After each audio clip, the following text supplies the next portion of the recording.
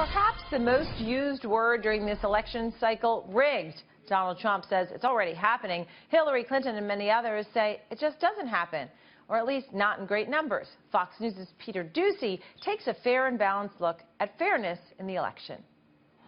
If Donald Trump loses the election in 19 days, he says it would be the result of dirty tricks by Democrats at polling places.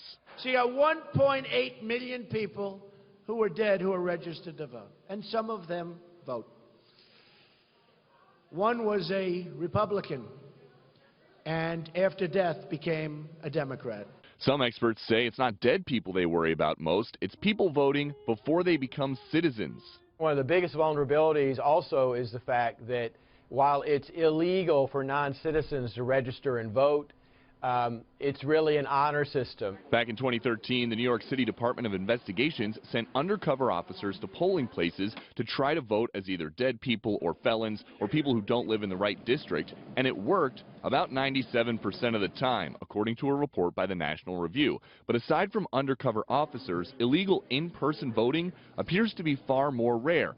A Loyola Law School study looked at 1 billion ballots cast between 2000 and 2014 and found in-person fraud just 31 times. If you look statistically, it is more likely that a person in the United States will be struck by lightning than that we will experience in-person voter fraud at the polls on Election Day. A much bigger problem are improperly mailed ballots. 943,000 of those were rejected in 2012 alone.